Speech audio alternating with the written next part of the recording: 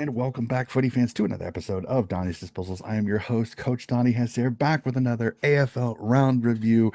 Holy crap, where is this season going as we are now 18 rounds down in such a magnificent season? It is getting crazier by the week. Absolutely love it. So, ladies and gentlemen, we got to talk about a crazy round 18. And joining me, one of my favorite people I love talking with, one of my Adelaide Crows fans who we've had our fun times when it comes to it with me as a Swans fan, her as a Crows fan. But you want to know what? There's mutual love between the two of us. We have Jade back on the podcast. Jade, it is great to see you again. Thank you so much, Johnny. You too. Yes, definitely have a soft spot for the Swans because of you. So, Well, I appreciate that. I must say it is the same way. I have a soft spot for the Crows, but I think I have a soft spot for almost every team just because that's fair. I have so That's many fair. great mates down in Australia and even over here that they love their club and I love their passion for it. It's absolutely great. So, but you want to know what? We need to talk about the footy because around 18 has come. It has gone such a magnificent round, a few surprises, some great games, and some not so great games that we were privy to. So, really quickly, Jade, your thoughts on this interesting round 18? It was a very interesting round. I thought that the Thursday night game was bonkers. We'll get into that shortly, but yeah, um, I think that most of the teams that we thought were going to get over the line ended up getting over the line. There wasn't too many upsets, maybe a few upsets margin wise across the board for the round. But yeah, I've got to say the day of footy on the Sunday, when I was looking at that before the round started, it was not looking the best. That Mhm. was a pretty dire day of football. Yeah, Sunday, I think we'll go through a couple of those results rather quickly because there really isn't much to say about that. But let's hop into it. You said it. No. Thursday night footy, the Titans clash out west as Fremantle take on Sydney, and the Dockers get a 38-point win, 111-73. But Jade, as somebody that watched this game very passionately and somebody that the first half I was up and about, I was super excited. Sydney got their pressure going, kind of rattled Fremantle. They could not kick a goal, only 11 points in the first half. And then the second half started, and I will openly admit I went, oh shit, because I knew it. It was the one thing I worried about was if the Dockers could start dominating through the center with Shea Bolton and Andrew Brayshaw and and Jared and Sarong, I knew our day could get very, very long, or for me, morning. And it happened. And the Dockers roll off 100 points in the second half to get the win. And I'm sitting here just, I got to say it to all my Dockers fans. I'm going to tip my cap to you. Just too good on the day. Got to marvel. I know some Swans fans will jump off a bridge. Please don't. I don't think it's that bad. That was just a really good performance by the Dockers. They just caught us. And especially in the West, when you get that crowd behind you, just gives you another gear that I just don't think the Swans had. Your thoughts, Jade? Oh, absolutely. I think that, Freo have been pulling in the crowds this season for sure, which I think their, win-loss ratio is probably the reason behind a lot of that. They've obviously got a big following in Perth, but that always gets the crowd up and about.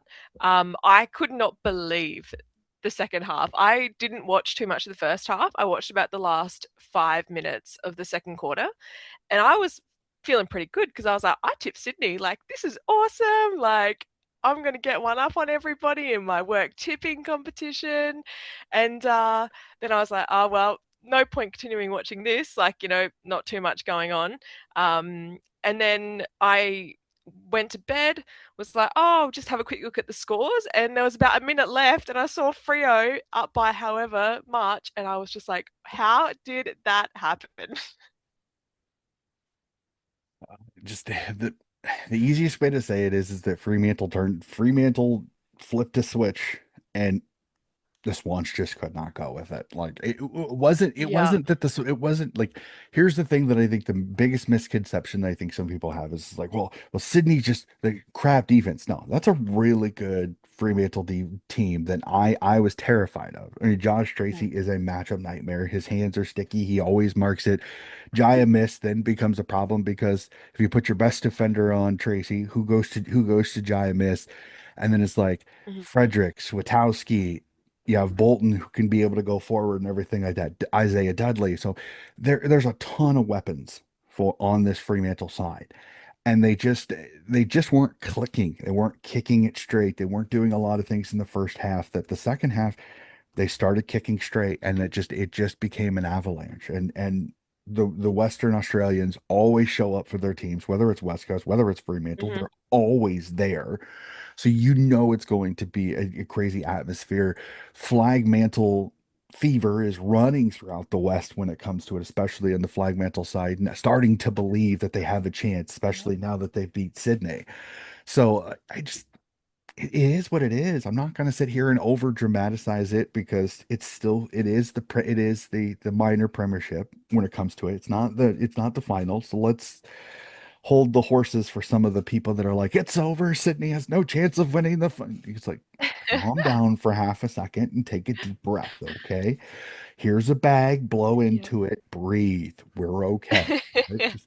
So there's and it's the right of a fan to overtake everything. But this was a really good Dockers Mhm. side. It's on the road.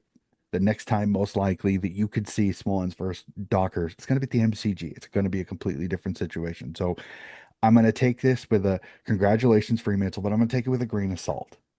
So, and I'm in no way discounting what Frio did. No way. Frio Mhm. won the game. They were the better team. They played the better footy in the second half. They absolutely pulled the pants down and swatted the behind of the Sydney Swans. Let's just be honest. Okay? They did it.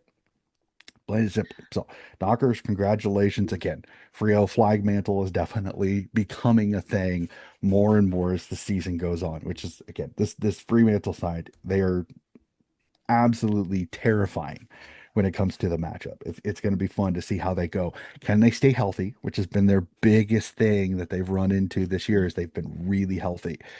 Mason Cox and Sean Darcy. Do we play ruck roulette with them and Mm. Luke Jackson as the season goes on? Can they keep Brayshaw, Sarong, Bolton, Reed healthy and firing? Because if they can't, this is a very, very difficult side for anybody in the competition because who do you tag? You tag Murphy Reed, okay, Mhm. Bolton, Sarong, and Brayshaw go nuts. Well, if you tag Brayshaw, well then the others. So what poison chalice do you want to take? I think is the main kind of thing out of this. So let's move on to Friday night footy, where I have to Yeah. say I am so thankful for this game because I was worried we were going to get two kind of Thursday and Friday night games. North Mhm. Melbourne, give it an almighty crack, but the Pies just a littlest bit too good as the Pies get a 4-point win, 89-85. Jade, your thoughts on this? Because I want to believe in North Melbourne. I really do. But again, just can't execute when they need to. Yeah, I think this was a game that North Melbourne really had to win. I think for their wild card chances towards the end of the season.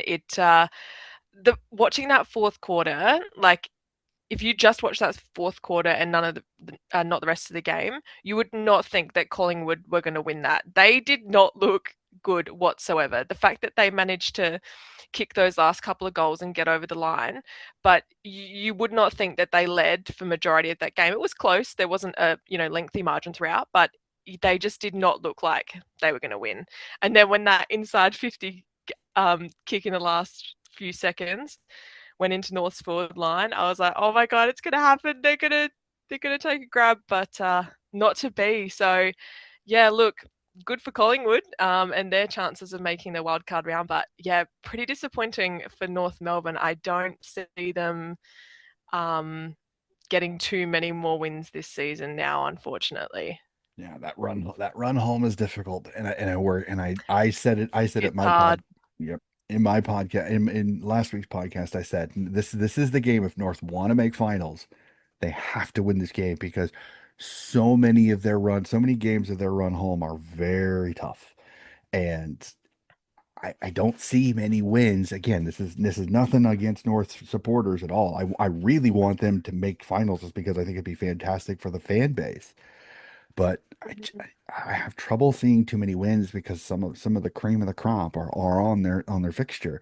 This was their opportunity. Get 4 points, get some momentum, put yourself solidly in the 10. And it again, Collingwood, the class of Nick Dacos, the class of DeGoey, Jack Crisp.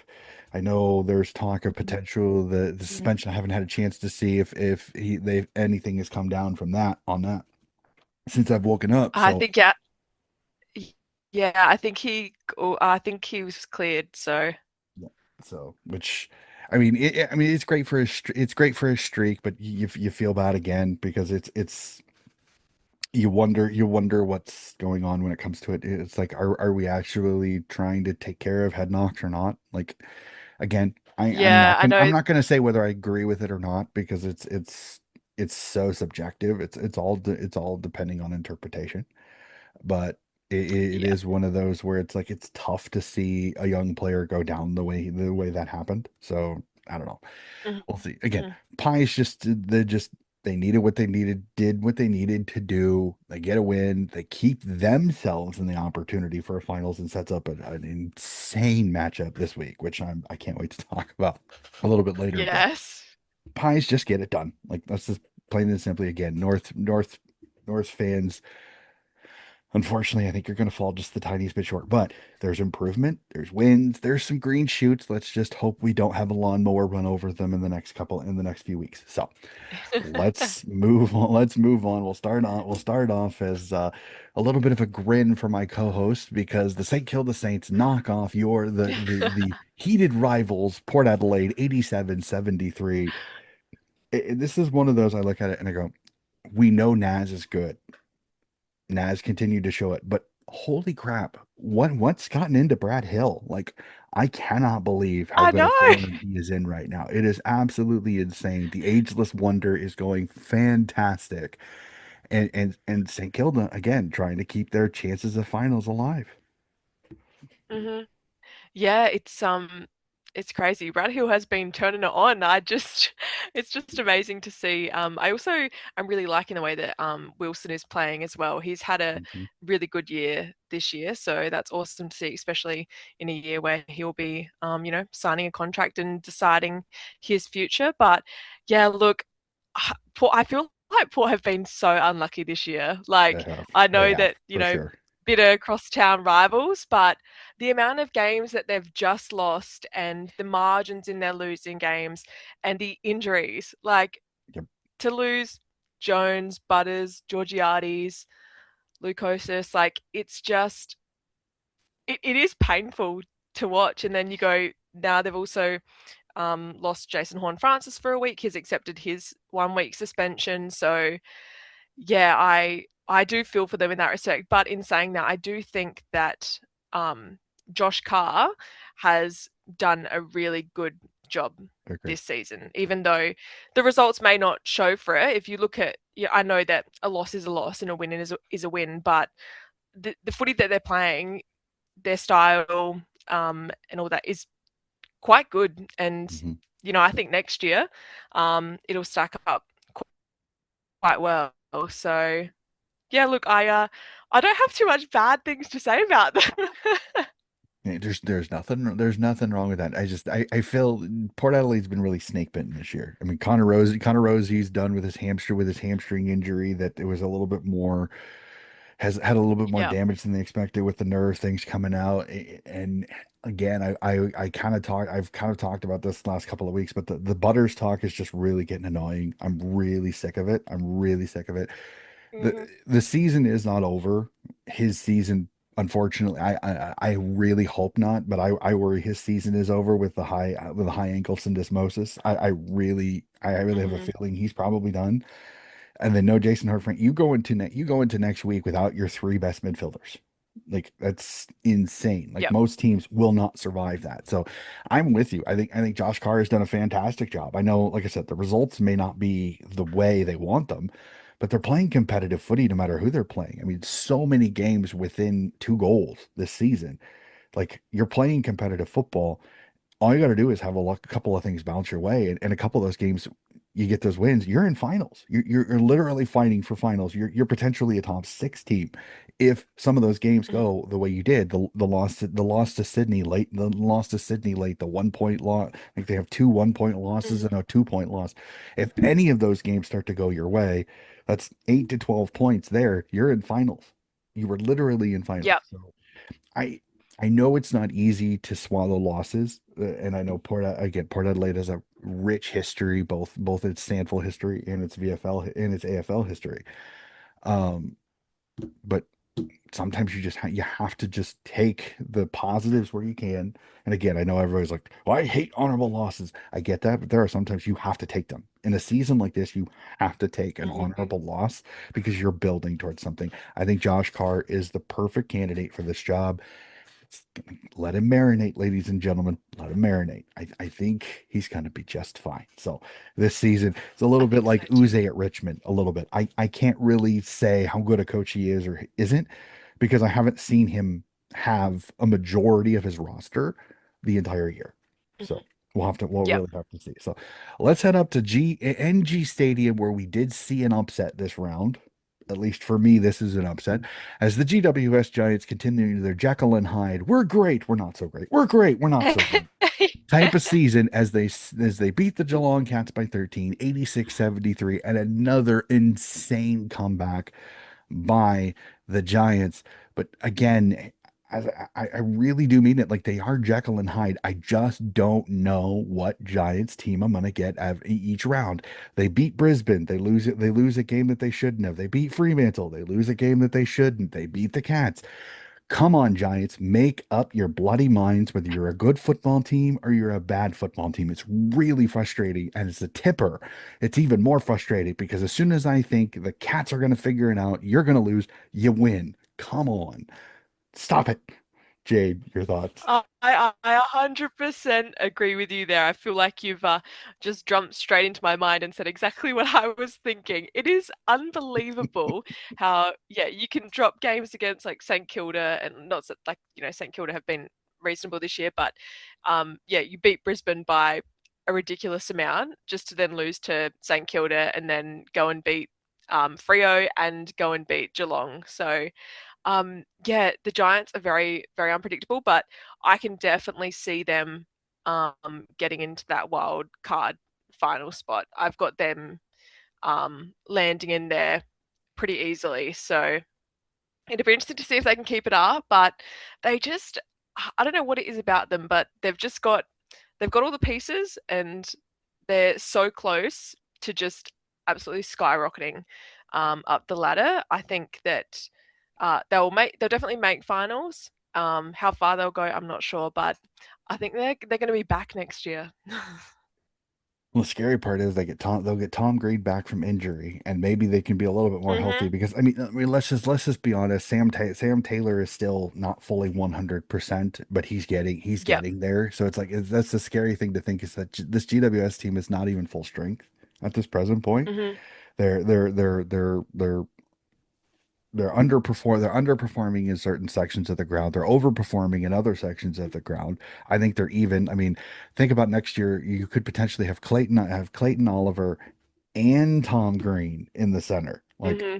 Yep. that's the one thing that Clayton Oliver has been for GWS this year has he's been the perfect replacement for Tom Green. So they haven't wanted in the center for the big body midfielder when Tom Green went down because Clayton Oliver has kind of found a little bit of his old Melbourne form.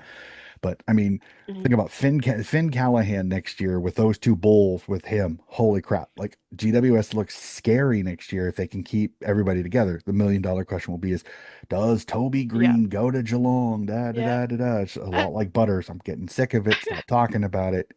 Let's see how let's see how the chips fall. My gut tells me he's gone because I think Hmm.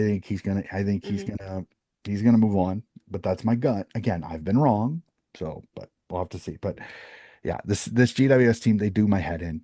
They really, really do my head in because it's games like Hmm. this that I'm thinking Cats quality side. Yes, I know they're a little bit banged up, everything like that, but come on. Like this is a Cats game. This is a game that they win.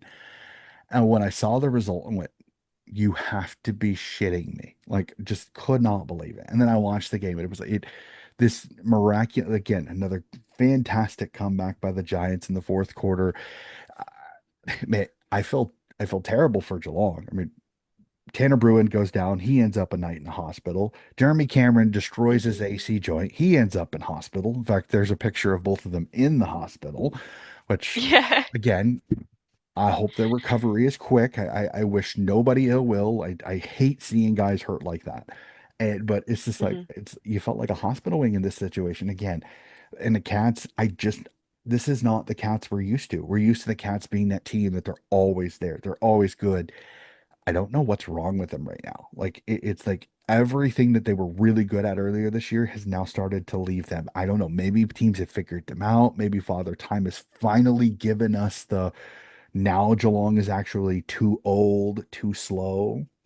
Maybe I don't know. I know it's been used against them many, many a time. And they just always seem to defy it. But Mhm. right now, Yes, they do.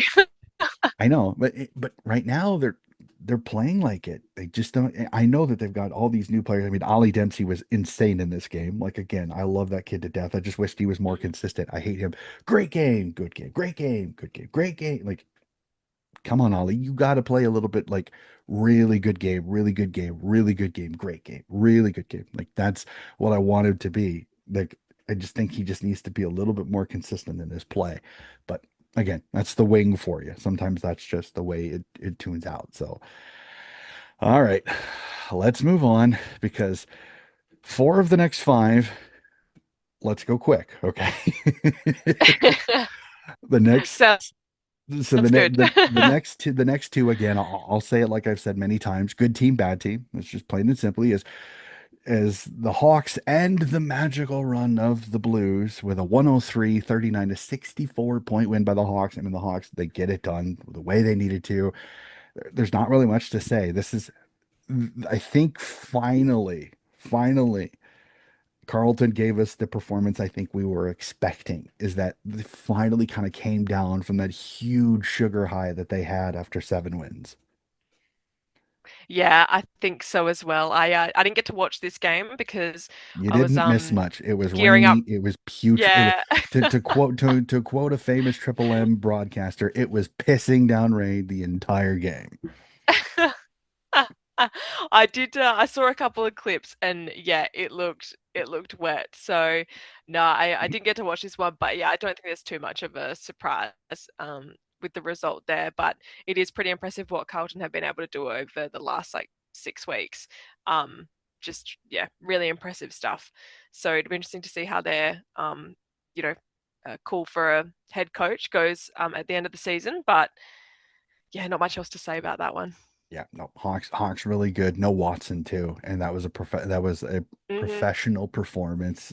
Will Day, it's crazy to think he's back. Like the Yep. Hawks were good, and they're even better now with Day in the lineup. And there was no Watson. They're a little undermanned a little bit in a few places. So again, that's a Hawks team. They could be scary come finals time. I know the next game is Hmm. one that you definitely enjoyed for sure at the Adelaide Oval as your beloved Crowies get a smashing of the Gold Coast Suns 128-49. Wax lyrical about your Crowies. How fantastic was it to see them whoop on the Suns?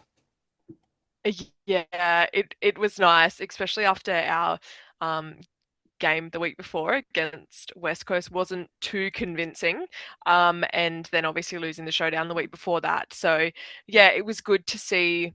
Just, I mean, we pretty much thrashed them. The thing that I find hard is that I didn't see much from the Suns. Like I did not see that they were really You and competitive. us Like all, sister. You and us they all have not were seen anything from horrible. them.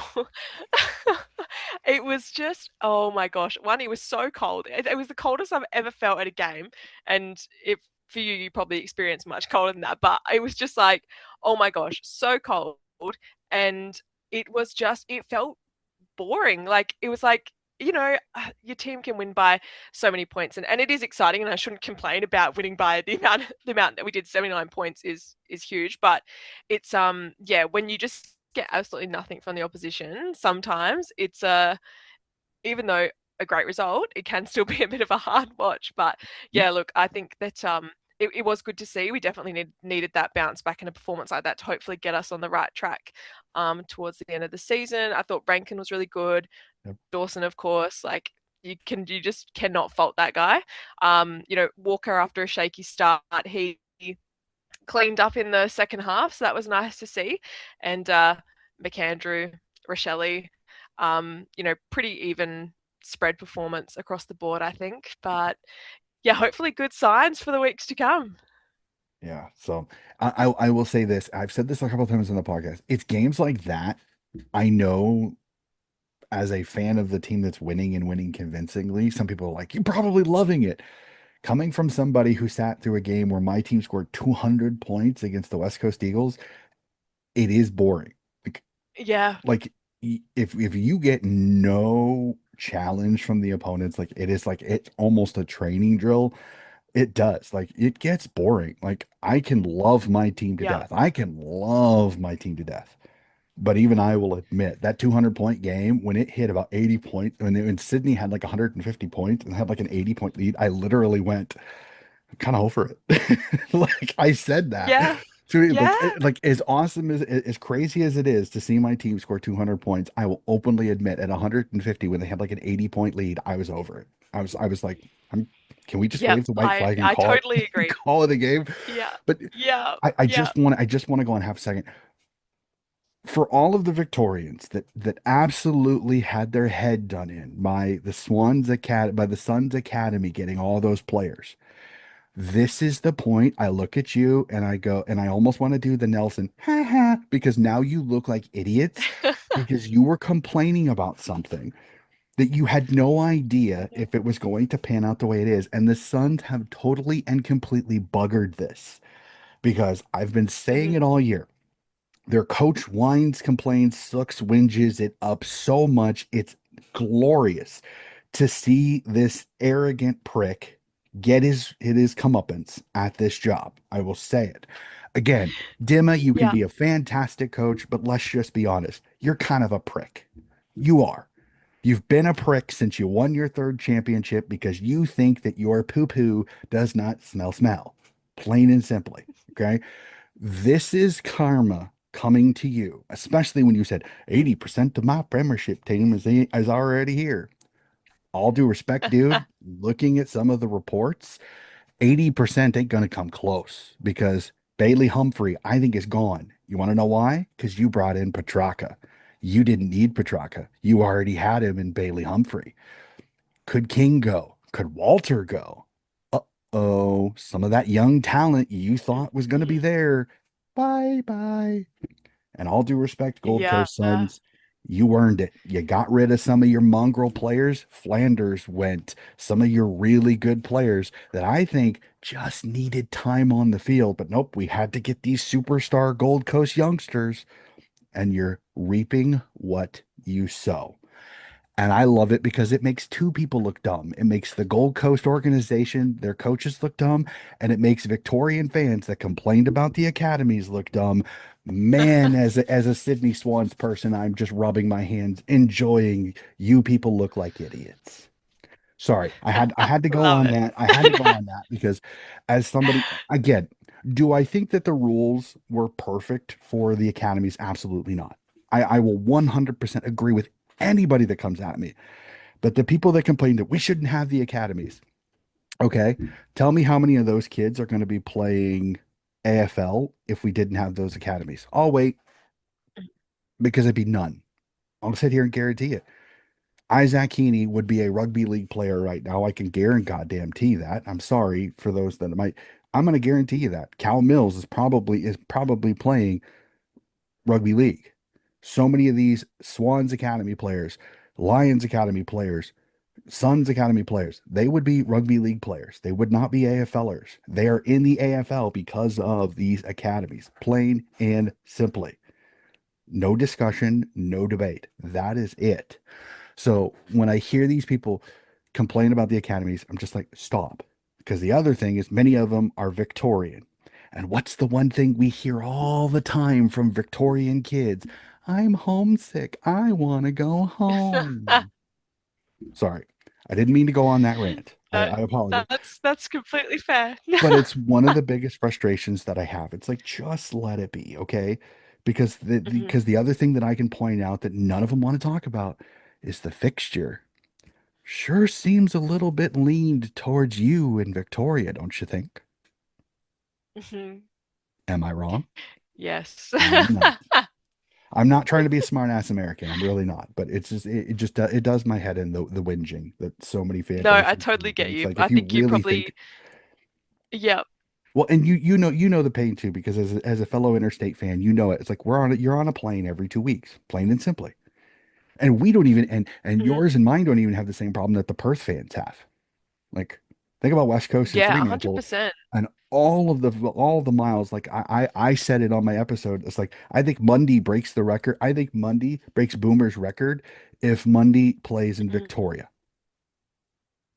Oh yeah, Am I not absolutely. I wrong? mean, you look at it now and yeah, no, you're 100% right. Like there's some Victorian teams now who don't leave Victoria again for the rest of the season. Hmm. And like they've played their last two games of Victoria and they're still, don't leave unless it turns out to be that way in finals. So yeah, I don't know. It's obviously an advantage to be a Victorian team, but yeah, they don't help it with the fixture, I don't think. Yep. I really do. I hope that they're telling us the truth that the fixture gets a complete and utter overhaul. But there's Mm, one thing mm. there's a few things that I know that will never happen. And I want to see it happen just once, just to see people complain. And that's Collingwood to play a game at GMHBA Stadium. That'll never happen. And for a preliminary final, if Geelong is there, to be played in Geelong. I know it's never going to happen. I know Mm. it will never happen. Because and here's how I argue with it, and we'll move on. I know some of the people are like, come on, coach, you do this all the time. I know. But here's my argument. Here's the thing that really does my head in when people are like, well, more people need to make it. Okay, here's my response to you. This is the equivalency in an and you will blow an American's brain if you tell them this. Okay, you can get more people at Jerry World down in Dallas than you can in Green Bay. So the equivalency in the NFL is let's have the Green Bay Packers host the Dallas Cowboys in Dallas, but Green Bay is the home team. How does that sound? Mhm. If you tell that to an American fan, we're going to look at you like you need to be in a mental institution. It makes no sense. And that is the equivalency of Collingwood and Geelong playing a final when Geelong is the higher seed. I get it. Fans want to Mhm. come. I get it. The AFL wants to make money. But if Geelong made a stadium, they got the stadium, they put seats in there, let them host. It's not Mhm. that difficult. If the Cats want to host games down in Geelong, let them. It's my biggest frustration, and I get it. The finals is a different thing because the money goes to the AFL, not the clubs. I get it. I totally Mhm. understand that. But it's still, it makes a mockery of the competition when a team earns a home field advantage and they don't even get it because the AFL goes 30,000, 100,000. Why like money? Let's go with Mhm. 100,000. Even though it Yeah. completely and utterly gets rid of the home field advantage. It's like, why don't we just Mm. play every game at the MCG? Screw having home bases. Everybody plays at the MCG for every single game. Why don't we just do that? Then nobody will We miss might end out. up going down that pathway eventually. Well, if you listen to Damian Barrett, the showdown should be played at the MCG. Oh my gosh.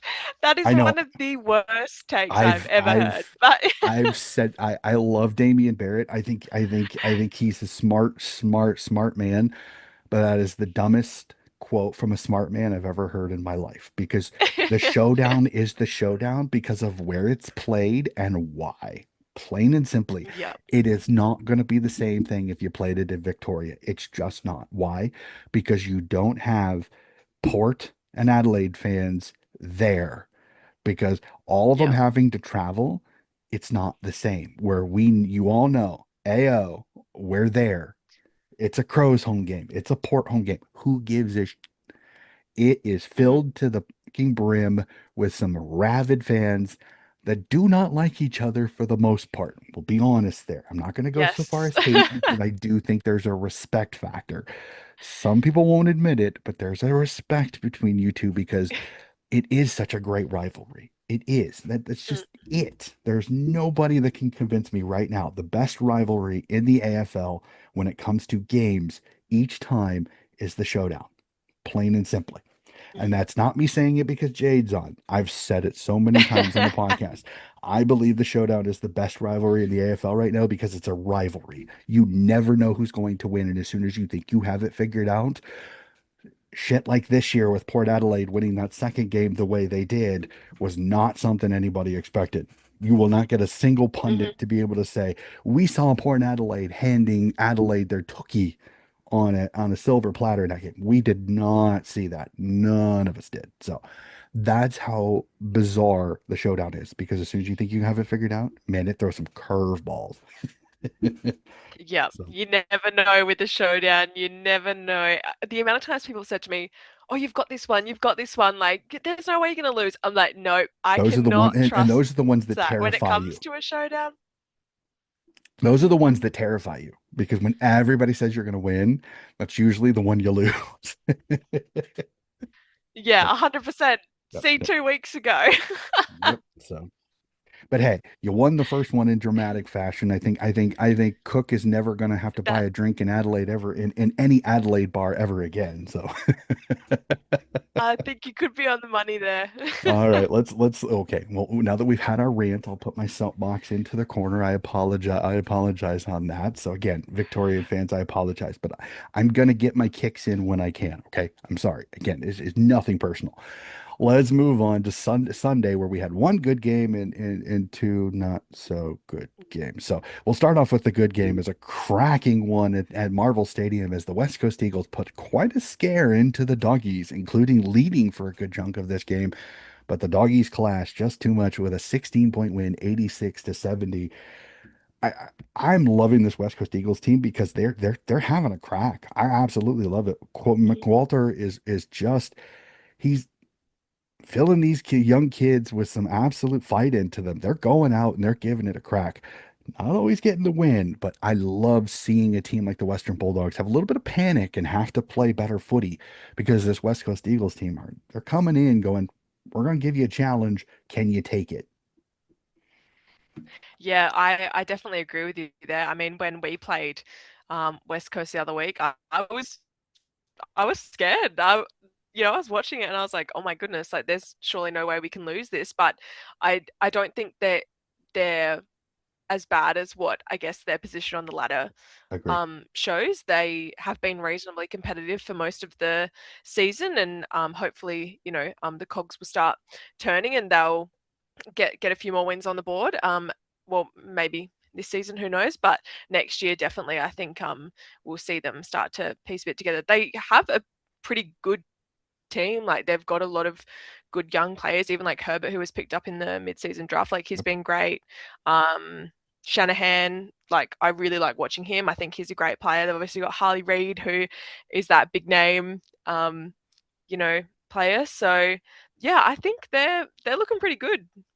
Yeah, it's there. The green shoots are definitely there. The $1 million thing will be is can they keep the development of a Cooper Duff Tytler, who I think he's got a lot of Luke Jackson in him.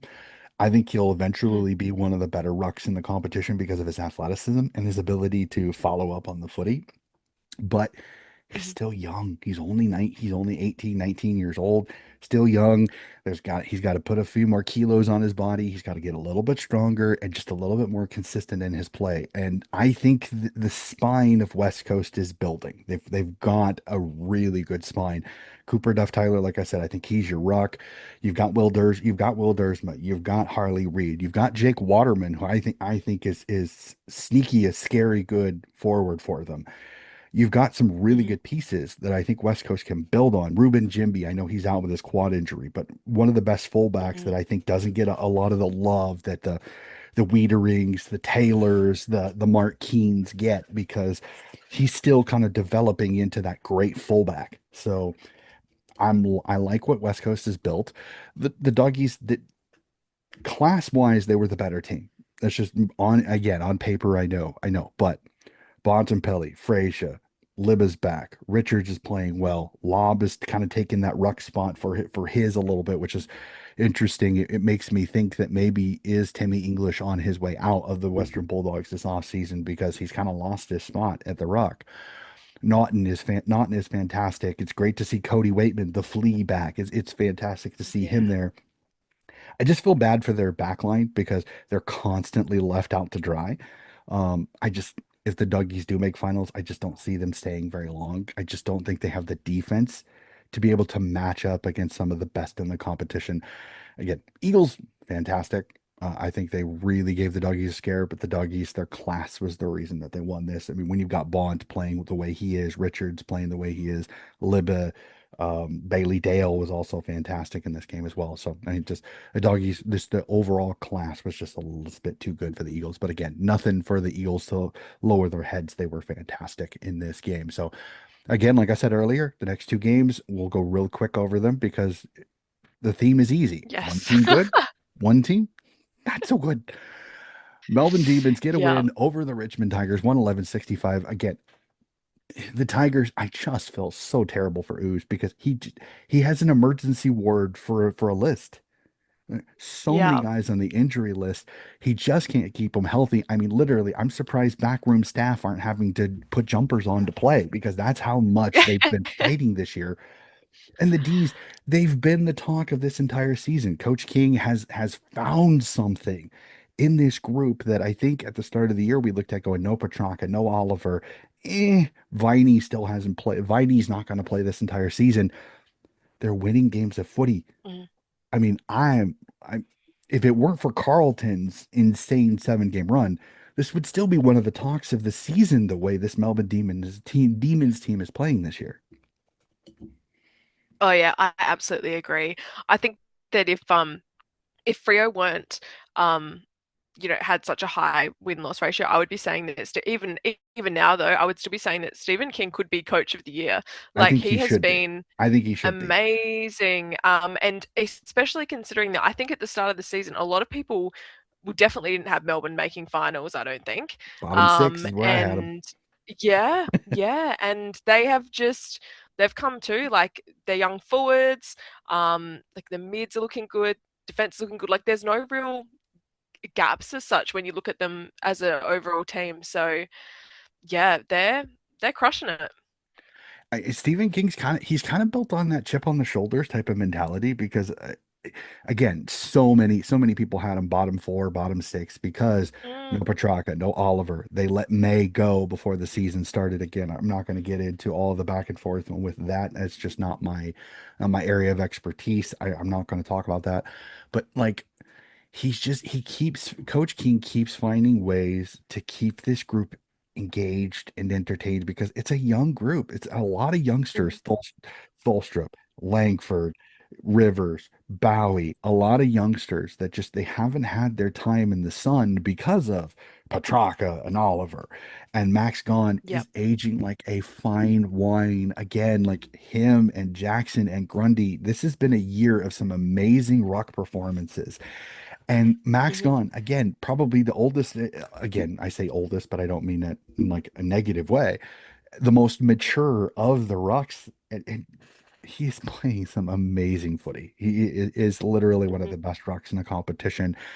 Again, I would love for the All Australian to find a way to get all three in. I don't think it'll happen. I think they'll get two of the three.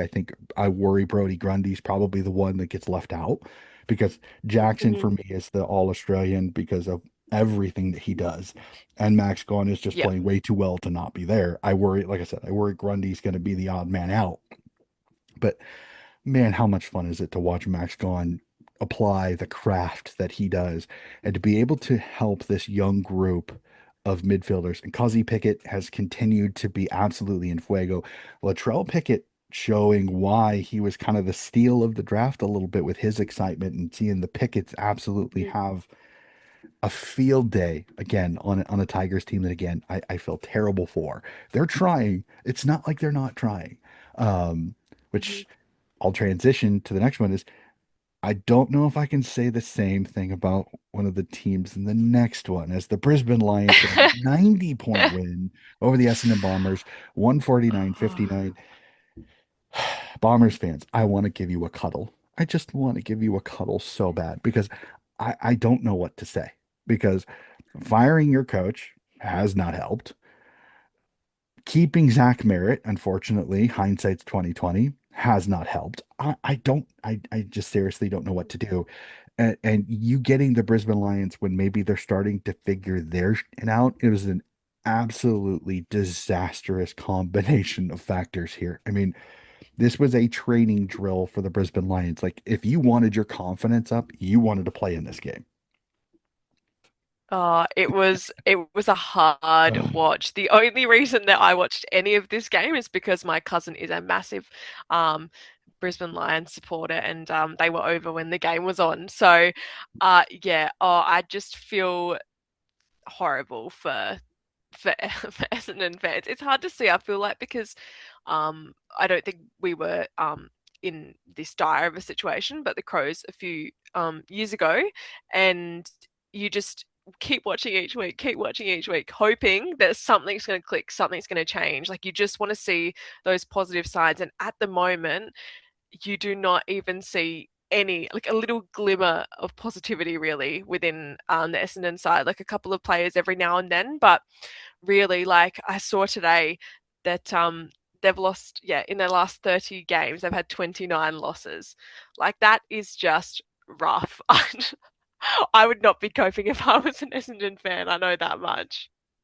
Yeah, no, I like I said, it's I felt terrible because I just there's no positive end in sight, Mm-mm. and your fixture doesn't get any easier. I think they've got a date with Sydney coming up, and if Brisbane can do that, what's Sydney gonna do to them? Like Yeah, oh, it's it's gonna be not. terrifying to think about. Like as I said, like I sat through the 200 point and like I if Essendon plays the way they do, like could Sydney put up 200 points again? Like I don't want Yeah, it to I think happen. I'm it's a Swans fan and I don't even possible. want that to happen. Yeah. Yeah, I definitely think it's possible. I was looking at their like games coming up for the rest of the season, and the only game that they have against the side that I think they could potentially beat, which even that is unlikely, is they play Port in the final round. And that would be maybe their best chance of getting another win. But I don't, unless there's a miracle with the way they're going at the moment, I don't see it happening. And I think all the conversations surrounding all the coaching and James Hurd and obviously the Zach Merritt situation has Mhm. carried on throughout this whole year. Like it has not stopped being spoken about. Um, it just brings you down. It does. Like you can try and ignore it, but it's always there. It does affect the team, and yeah, look, I do feel bad for them. It's a hindsight's 2020. I know so many people are like they should have taken it. Well, if you think about it, at the time, I don't think they were expecting their team to be the way they were. B, if you really look Mhm. at it, the draft picks weren't exactly high. Like we're not talking like 15, 17, and 25. No, we're talking 27, 29, and 31 because of the pushbacks because of the academy and father sons. So I kind of get, like I said at the time, I respect Essendon for Mhm. holding merit to his contract. I get Yep. hindsight's 2020. I respect that. The problem is that you also have to deal with sometimes it could blow up in your face. And unfortunately, this is the proverbial step on the ladder, get hit with the handle. It's just the way it's going to be. You're Yeah. not going to get the same thing. Yeah. His value is diminished. Yeah, it's one of those situations that is so difficult because, if players are going to sign long-term contracts and then decide to up and leave, and the clubs just let them go, it sets a precedent for other players to be like, oh well, I might as well sign a big contract and then I can just still leave and do whatever I want. Not saying that, that players will do that, but if a club lets that slide, then people will follow that, maybe not the players, but and managers have a big say in all that kind of stuff as well. So yeah, it's one of those things that I think looking at it at the time, I said, good on Essendon for Yeah. holding him to it. You got to do what you got to do. Like he is a big part of the leadership group at that club. Hmm. It's not like it was a player who, just is a constant in the side or whatever. Like he means a lot to the club and the supporters and stuff. So I can 100% see why they did hold him to it. But yeah, you do look at it now, and I do wonder if they could see where they are at now, whether they would change their decision there. Yeah, again, like I said, hindsight's 2020. It's very easy. It's very easy to negate it when we know how Mm-hmm. their season went. But at the time, I think there was more people that were with us that were the good on Essendon. Stay true to the contract. Totally understand Mm-hmm. that. Again, I hate when it really does do my head in a little bit when people make that just like, well, they're ruining it now. Well, at the time they weren't going to rue it because they didn't think there was enough value there. And I understand that. And Yeah. that's the list manager. I almost said general manager, which is American. The list manager has to make that decision. And in his mind at the time, it was not the same Yeah. value. So totally again, respect it, but you got to deal with the consequences of how it turned out. So that is all 9 games taken care of. Again, we were treated to a little bit of everything, a smorgasbord of different footy results. So Mm-hmm. I've been having some fun, Jade. Like I said, I've done burning questions a lot, but I've found this fun one that I think it creates some good discussion. So we have the start bench cut Mm-hmm. game, which I think is a lot of fun. And I was talking with Jade about this a little bit off mic a little bit. So let's have some fun. I have 5 questions for you, and hopefully you have 5 questions for me. Footy topics I that we can do. either start, bench, or cut. Start means we agree with it. We would fully be on board with it. Bench means we're kind of on, but we're in the middle. We're not fully yes, fully no. And cut is we disagree. We do not agree with it. So I'm interested on this. So I'll get us started since you are the lovely lady of the podcast. I will let you go first on this one. The comp should be terrified that the Dockers are finding so many ways to win games of footy. I would say start for that, for sure. It's scary. I we play them in a few weeks' time. I don't want to borrow that. They're they are definitely a monster. They are a monster matchup. I'm very interested. Again, it, come finals time, if they can get all those games in Fremantle for the only time they have to leave Perth as the grand final, I think it's a perfect situation. I'm fully with you on that. But it's a terrifying thought process, the way they dispatch the Swans. Again, I'm not gonna fully go, oh my God, there's nobody that can beat them because you just never know. Plus health, tons of things. But right now, they're one of the most terrifying teams in the competition for sure. So, what first question do you have for me? So the first question that I have for you, we were just talking about them. Um, Essendon, should they get a draft assistance package at the end of the season? I, I I'm gonna bench this only because I, for the most part, I agree with Damian Barrett. I know Damian Barrett has a love-hate relationship with some people. I don't like the assistance packages because I believe 90% Mm, of the time the way things have went out is because of your own decisions. It's like West Coast. I know West Coast had so many years where they were terrible, but they were terrible because of their own decisions of their list management. Like I know it's a hindsight's mhm, 2020, coach. What are you doing? I know, but you are the portrayer of your own destiny. So when you don't move on from somebody or you hold on to something trying to stay with the glory and it backfires, mhm, you've got to let the clubs kind of deal with it. So my personal opinion, no.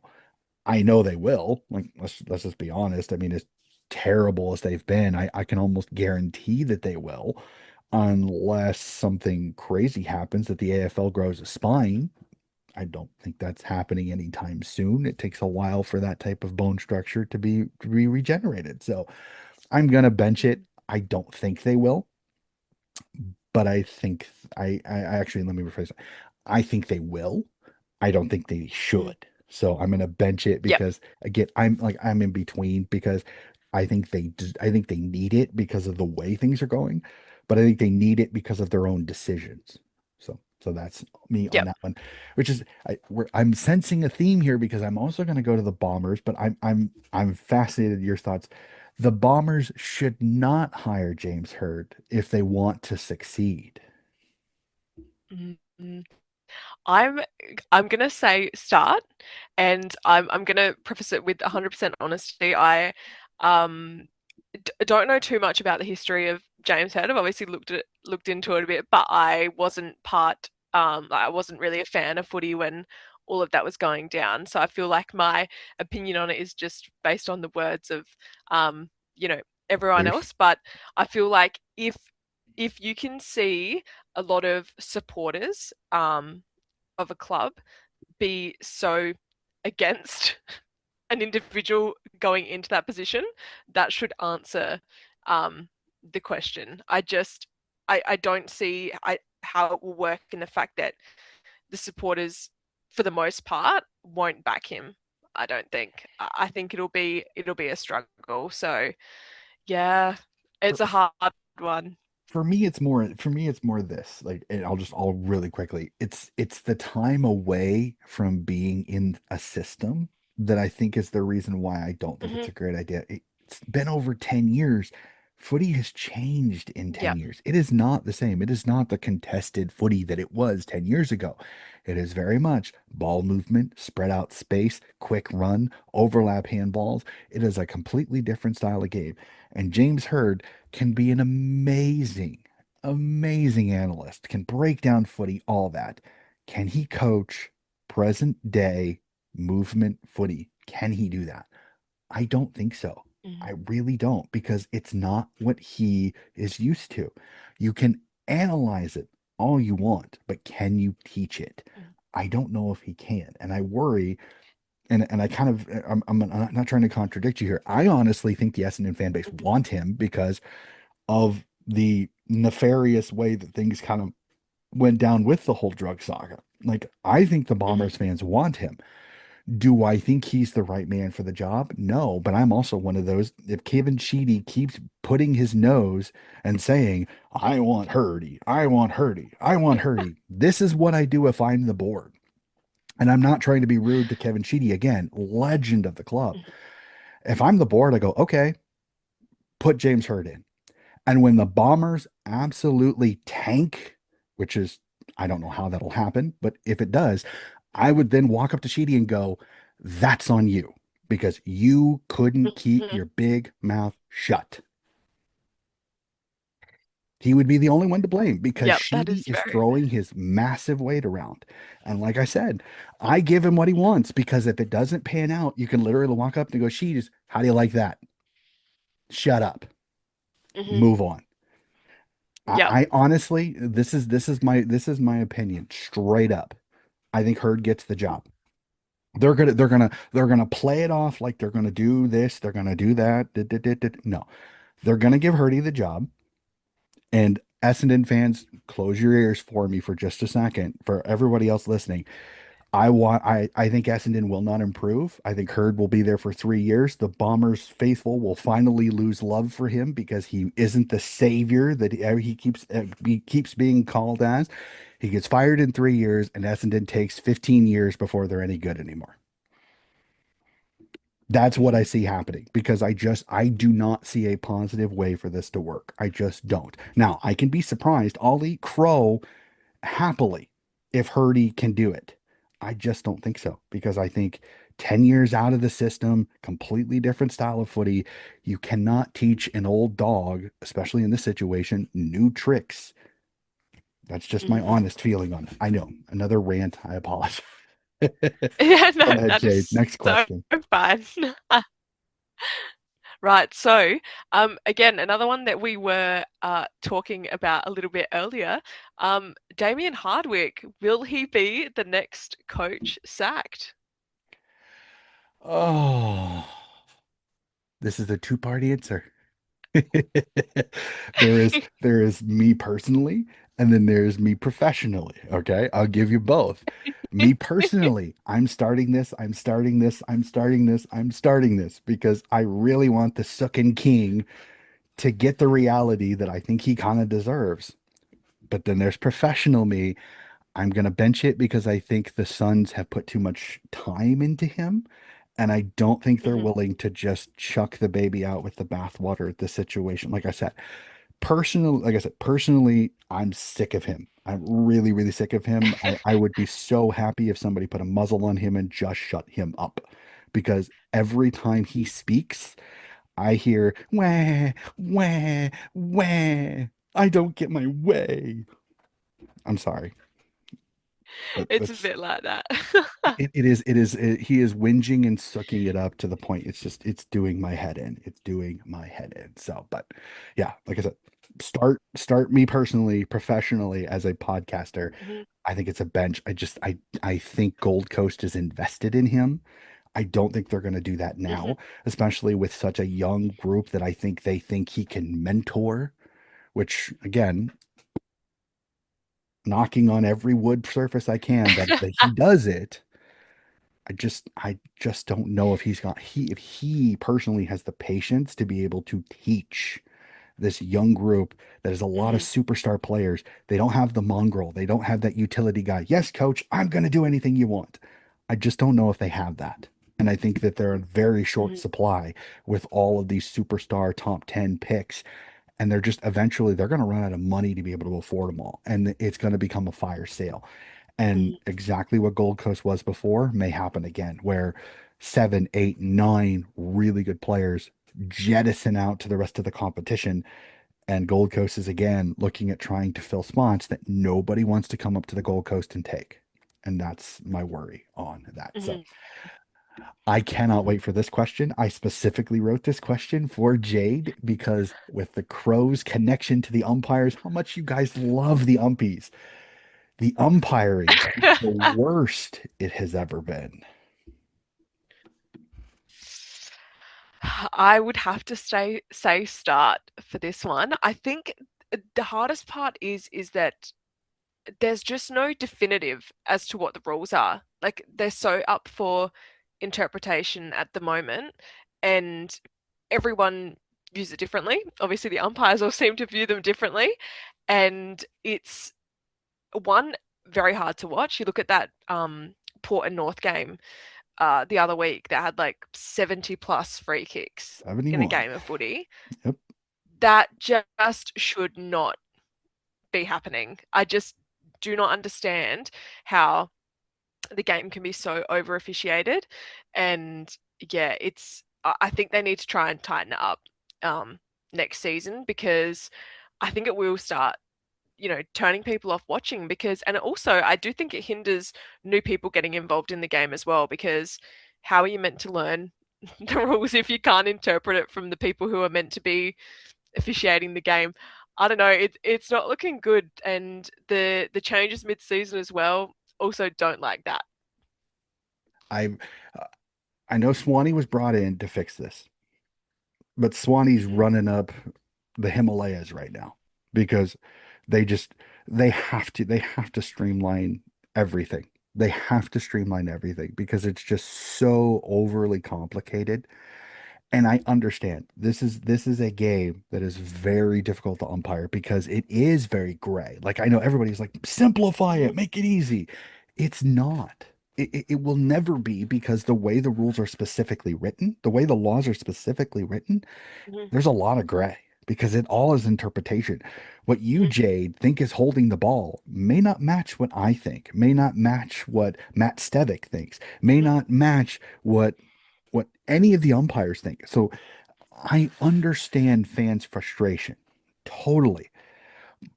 But it's for me, it's not the umpires, it's AFL House, pardon my French, fucking mhm. with the game too much. Like, stop Yep. complicating things that don't need to be complicated. You have enough issues as it is running the game as we speak. Stop throwing hurdles in your own way. Like, you have to stop. Stop mid-season rule changes. Stop it. Start the season, play all the season, but do us a favor. Make notes for what's screwing up and fix it in the off season like every normal sports organization throughout the world. Nobody fucks with Mhm, the game as much as the AFL does. And I think that's the frustrating part for me. I don't think the umpiring is as bad, but it's the egregious errors that keep happening that I think I understand people's frustration. Jared Waitley went on a 10-minute rant about a couple of calls during the GWS Geelong match that were, I mean, holy crap. I mean, and I get it, totally get it. But I don't think the umpiring is as bad, but it's the egregious errors that are happening, including Matt Stevick this week saying play and then deeming a 50 because he said the wrong word. Like, come on, as Yeah. experienced an umpire as you are, you cannot make that mistake. You cannot. And then if you are going to make that mistake, you cannot compound it by punishing a player for your fuck up. Hmm. That's just Yeah, that's I just that's 100% that's agree. just the truth. Again, I'm not like I don't think it's the worst, but I definitely am not with Dills on this that it's the best. It's Mm-mm. you are the reason that the umpires are having so many issues is because you keep screwing with it. Stop messing with it. Leave it alone. Let it marinate. Fix it during the off season. Make a few rule changes, minimal, only ones that are absolutely needing to be touched with, but don't mess with it. Honestly, I think the game is really in a good situation. I like the lasso rule. I think it's fantastic. It punishes Mhm. teams for playing too close to the boundary. It keeps the ball in play. I want that. There's a few things I would love to get stuffed, get in the bin, get out of here, but I'm not going to mess with. I'm not going to go on that rant. I've been through too many today. So, we'll move on. Yeah. We'll move on. I could, like I said, I could go on several rants if I really, really wanted to on this. So let's move on to the next one. We discussed again, another one we discussed. I'm fascinated. The Giants are the most curious team to think about this year. Yeah, I would say start to that as well. They have been just, yeah, as you said before, Jekyll and Hyde, great way to put it. Hadn't thought of that one, but I do like that. It's hard to know what team is going to show up. They win the ones they shouldn't, and lose the ones that they should win with ease. So Hmm, yeah, I don't know. I think I have pretty much the same thoughts about them that we discussed earlier, but they'll definitely be up there in that wild card spot. definitely. So And it will just be, kind of how they finish off the season, really. it depends on how their Jekyll and Hyde streak goes. It's definitely for sure. So what you got for me next? Yeah. The one that I have for you next is Jordan Dawson will finish top three in the Brownlow. Ooh, I like that. I'm going to start that. I think he's been fantastic. And I'm going to contradict a lot of media people. Sydney didn't know what they had when he moved over to Adelaide. Bullshit. We all knew. We all knew. But Mhm. there's one thing that I said. Unfortunately, it's the same issue, the same problem that Luke Parker ran into is where his best position is was not where he could be because at the time, Luke Parker, Josh Kennedy, Chad Warner, Mhm. Isaac Heaney, James Rowbottom, so many great midfielders. There was just no room. That's just the honest to God truth. It's the same. George Hewitt had the same problem. He had to go somewhere else to have his opportunity for his opportunity when it comes to it. So I knew Dawson was an incredible talent. You don't have his height, his athleticism, his ability to mark the footy, and his left-footed kick that can hit a teacup from 60 meters. Holy crap. I knew he was going to be an incredible player. Did I know he was going to be this good? That's the only part I will agree. I did not know he was going to be this good, but I think that's because he Mhm. went to a system where he could be the man and he kind of has turned into it.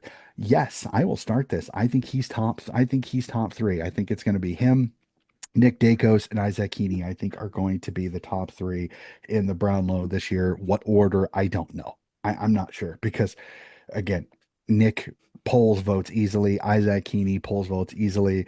The Crows have had some magnificent games where Dawson has been obviously one of the best players on the pitch. So I definitely think so. Yeah, I will start that for sure. I will be shocked if he's not. But there have been some shocking results in the Brownlow, including a Jason Horn Francis 3 votes when he had 13 disposals. So, but this year they get the Yes. stats, so hopefully that won't happen this year for sure. So, all right. Well, we will stay with the Crows with my last question again. As a Crowy supporter, I gotta ask a question connected to the Crows. The Crows are finding the right form at the right time. I would I would say start to that.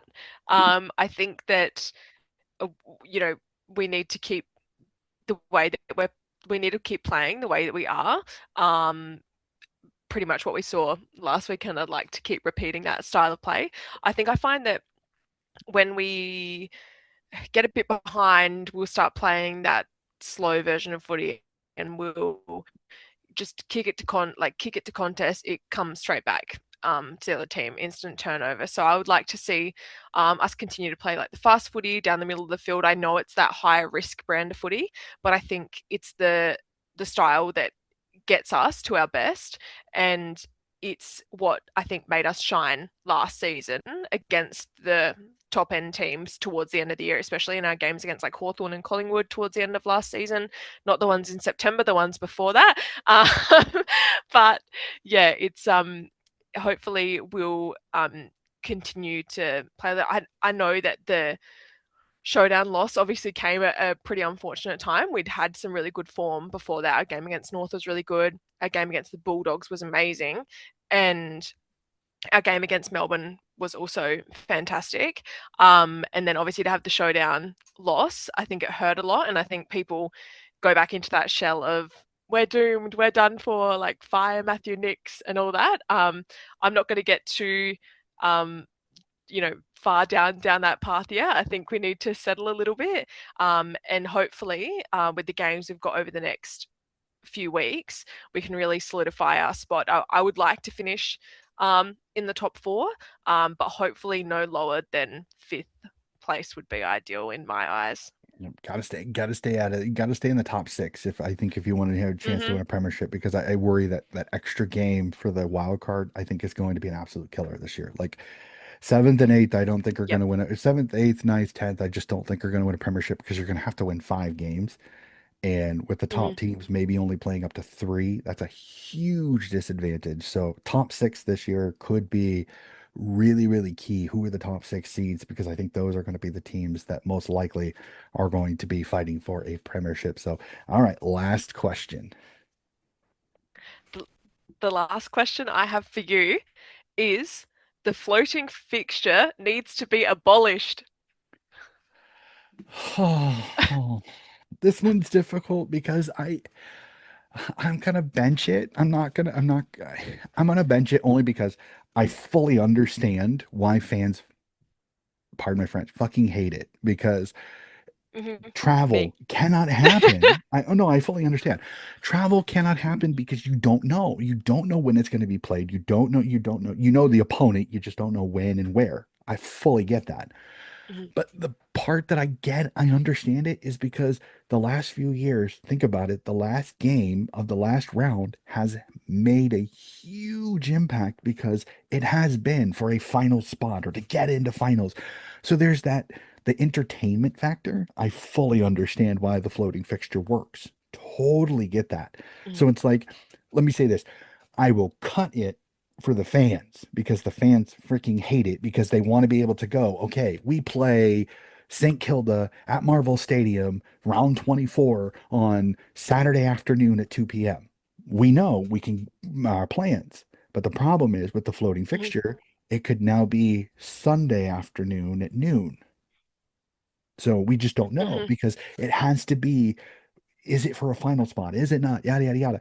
But like I want to start it for the TV watcher because I know that the AFL is going to set it up to where it's like eighth and ninth potentially could be playing to stay into finals as that last game on Hmm. Sunday.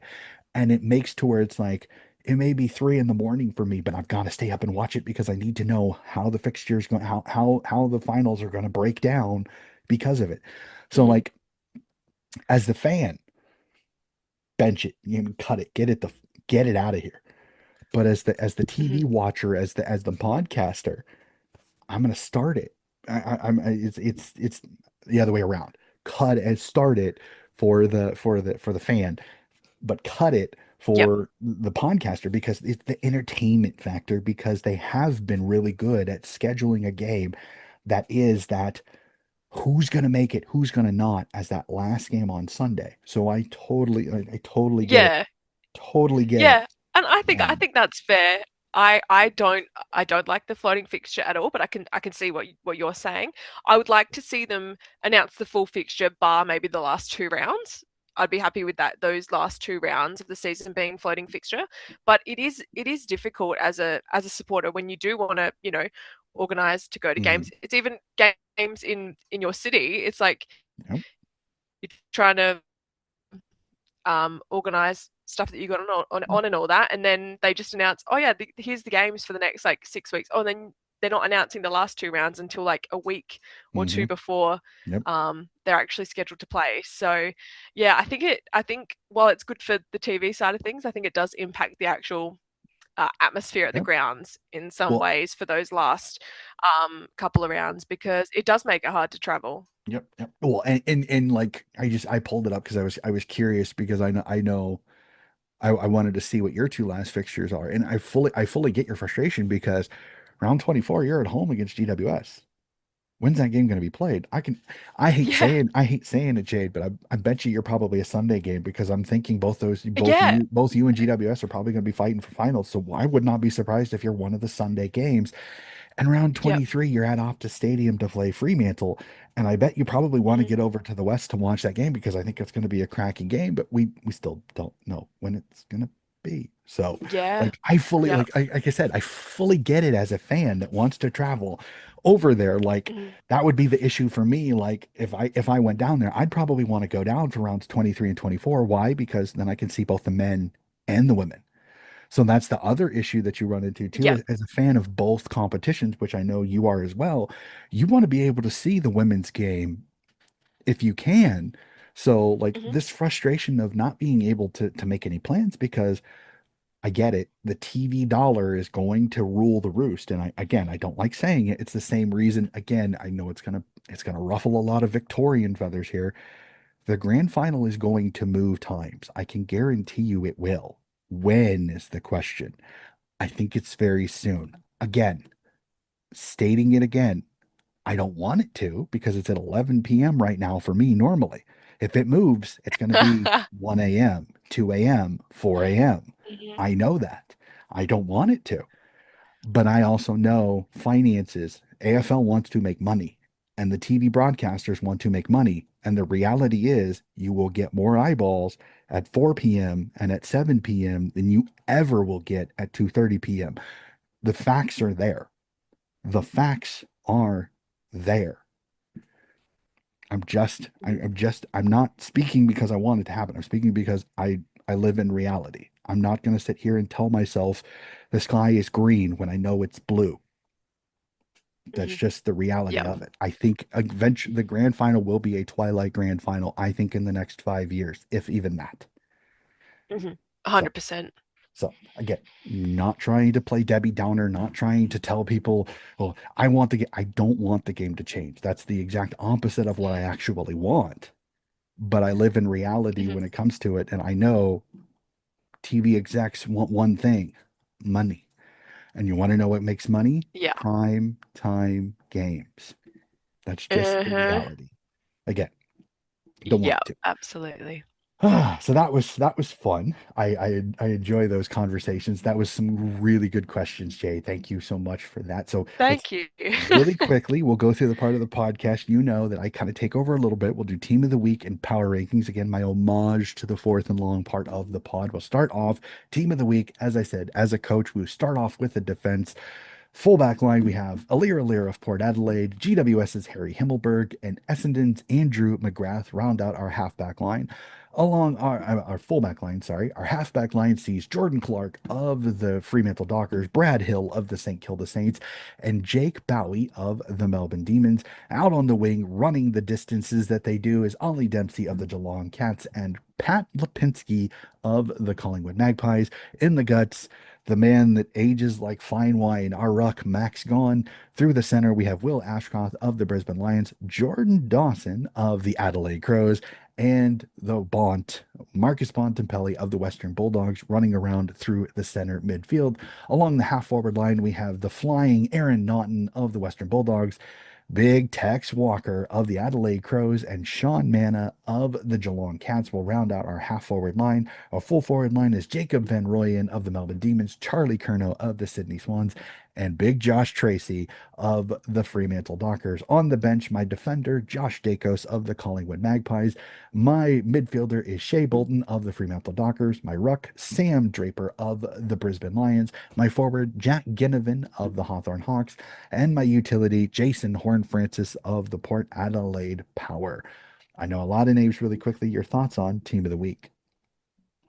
Yeah, look, it's pretty good across the board. To me, I think a good spread of players. I think that maybe the only one a little bit stiff to miss out. This is me probably being a bit biased as well. Isaac Rankin, What a maybe I thought he surprise. played What a pretty well. surprise. And also the other one that I would add in is Toby Green. He had a very good game on the weekend, played a fair He bit did. in the middle. He did. So yeah, 30 plus disposals for Toby Green.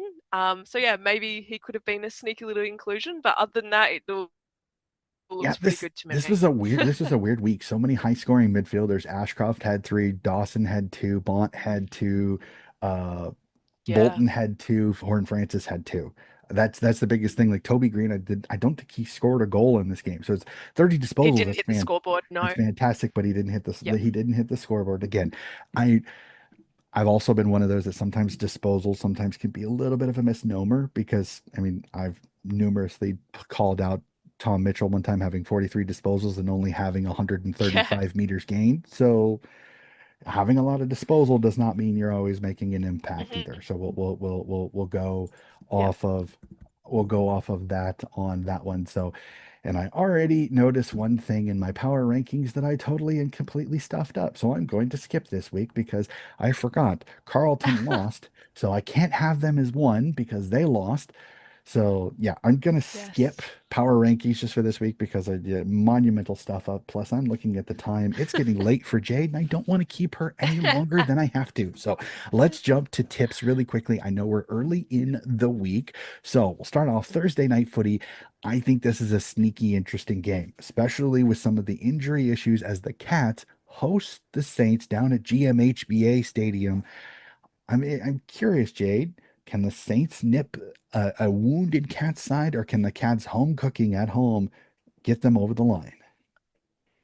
I, I don't know. Look, I would say the Cats, but in saying that, I have a feeling now. I'm not 100% sure if this is correct, but Saints play pretty well at GMHBA, and I think they've beaten them a couple of times down there over the recent years. So it could happen. I'm gonna do my that's gonna be my roughie of the week. I'm gonna go Saints. I'm gonna tip the Cats, but I'm gonna say this.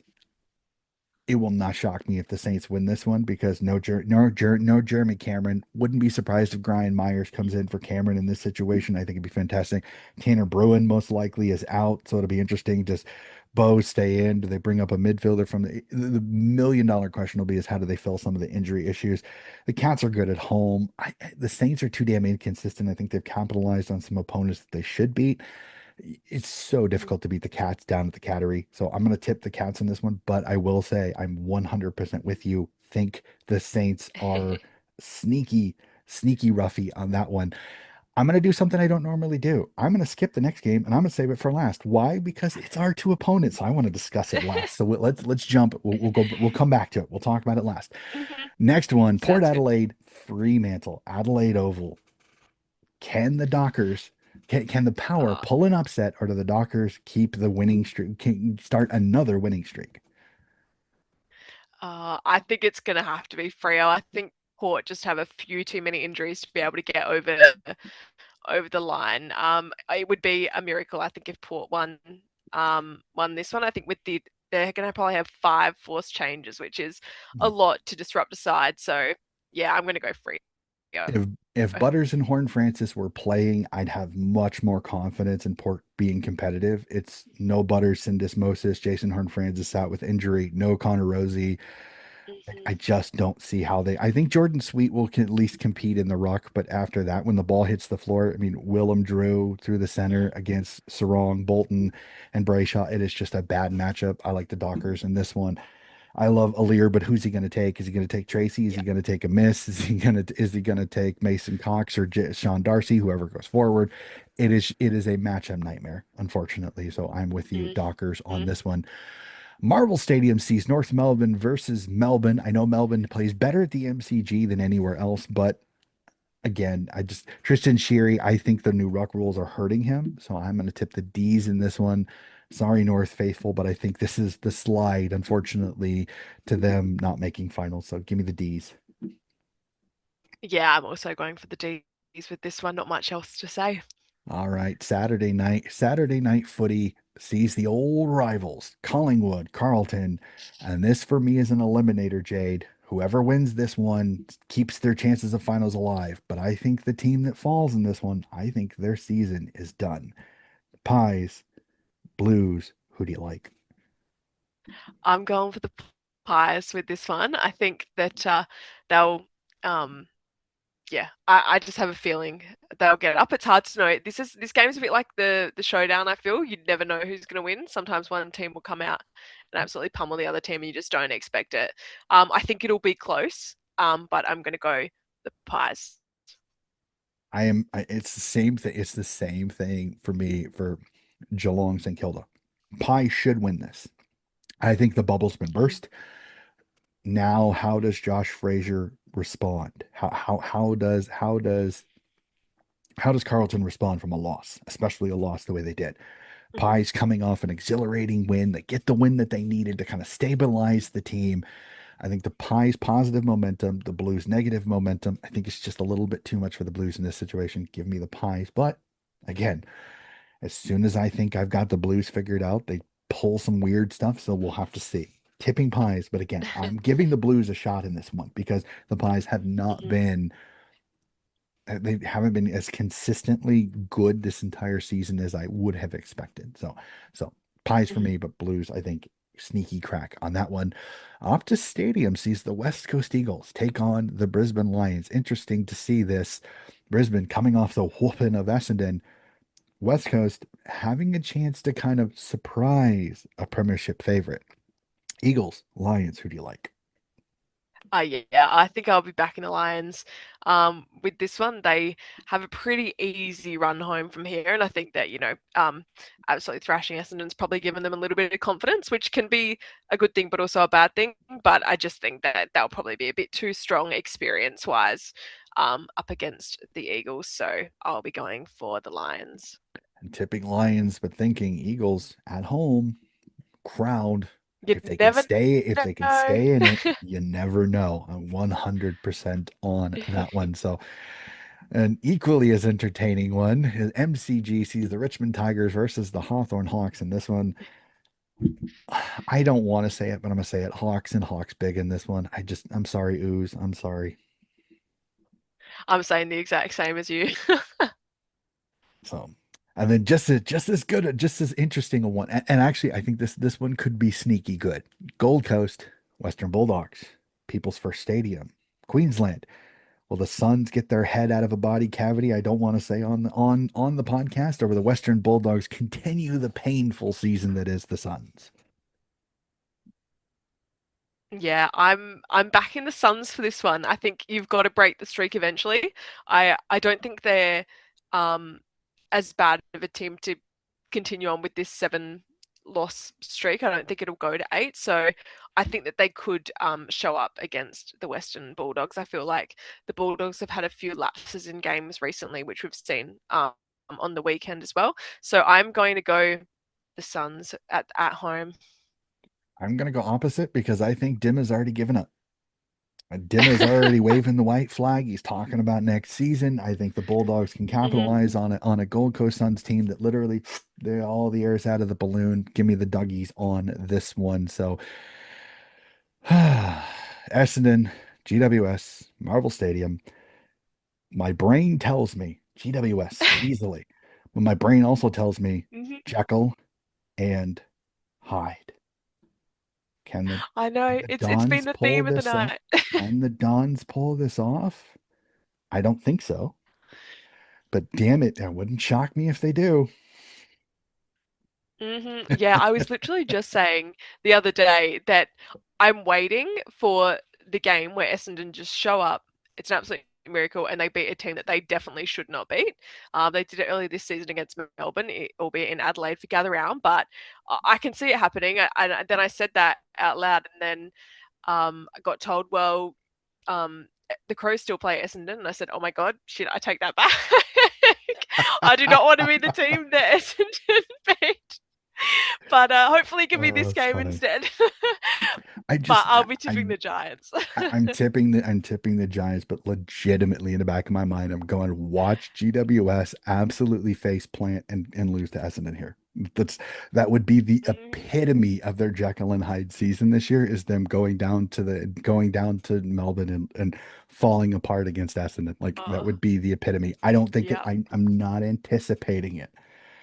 But the way the season is going, it will not shock me a single bit. So let's go back to the game. Then I move to the end only because our two clubs lock horns at the SCG, Sydney Crows. Head versus heart here, Jade.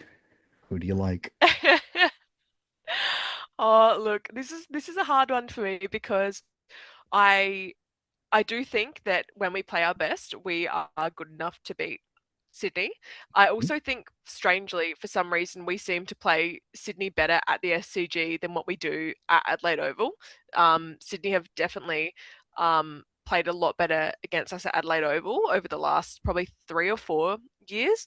So I'm going to go Crows, but I think it'll be very close.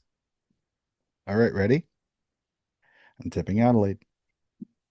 Oh, really? I'm tipping Adelaide. There's a method to my madness, and this is not me getting on it. I don't like Sydney's mojo, but here's the thing. They've Mhm, played really well at home. The SCG has been a mhm, fortress this year. They've played really well at home.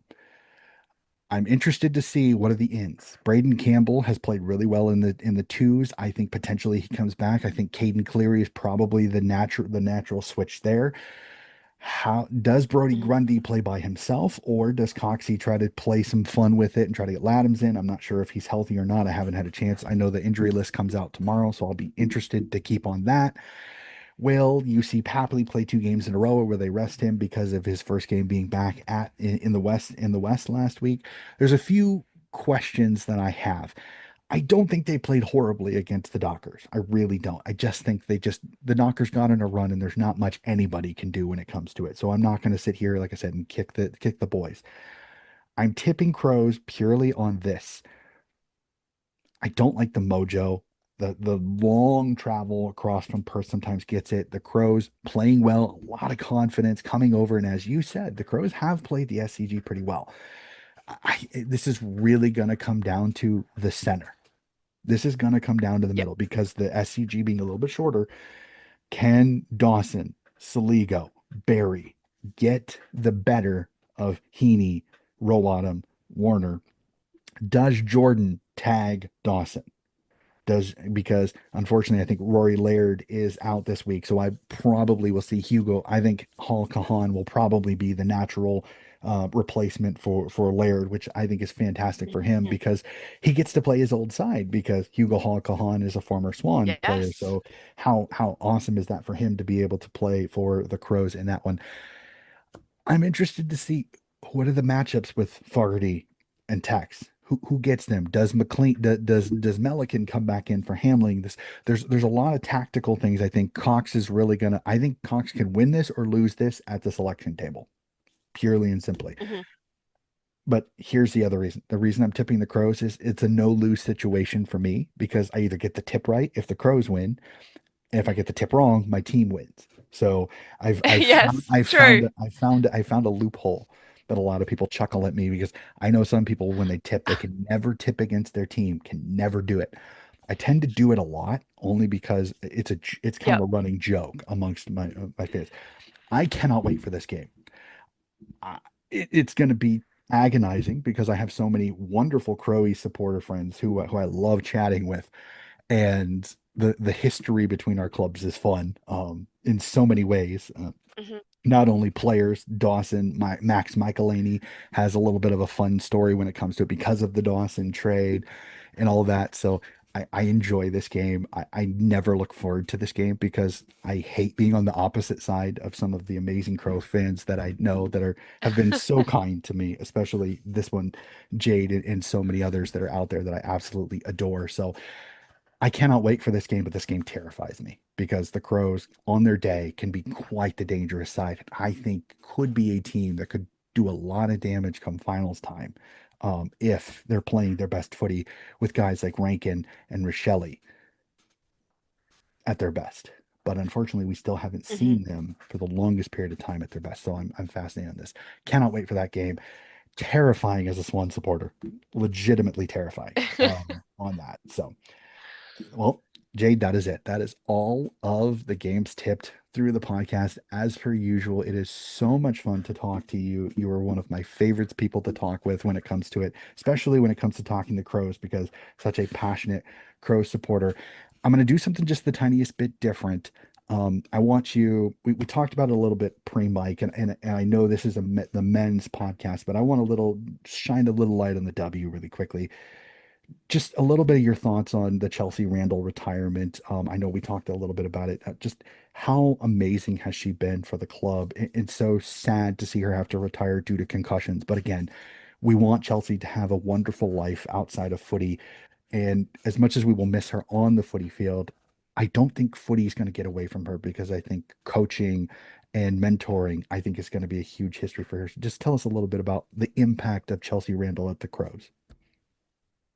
Oh yeah, absolutely. I adore Chelsea. I think she's a great person both on field and off field. You know, when she's out there, she is a player that you can say without a doubt gives it her all, like her absolute all her. She's a heart and soul player, like, and just a lovely, lovely person, has done so much for the club. And you know, when she's not out there, there obviously were a few games last year where she wasn't out on the field. You can see the difference. Like even the games where she was playing and then would go off for injury, just the change in the team. And if she would come back out, you would notice the instant impact that she had. So obviously, retiring due to issues with concussion is absolutely the best for her health and well-being. That's and you know we can only hope that everything is up for her from here. Would absolutely love to see her in a coaching role, whether that be at the Crows in the women's team, or I would also happily have her on the coaching panel in the men's team as well. So yeah, I absolutely adore Chelsea and wish her all the best Yep, yep. um, in her career post footy, whether that remain in the footy world or elsewhere. I'm sure that she will absolutely excel and crush whatever she chooses to do from here. But yes, she will be sorely missed, and I think it'll be going to watch the Crows women's team this year. You'll definitely feel the lack of Chelsea out there. Yeah. So I said it. I don't normally like saying it because it can be a weird connotation, but she's one of the few people I am gladly willing to say she is a warrior when she played footy. She went out there, she Hmm. gave everything, every second that she had. Truly, truly love Chelsea Randall as a player and as a person. She is a wonderful human being from everything that I have seen. Just as good a person.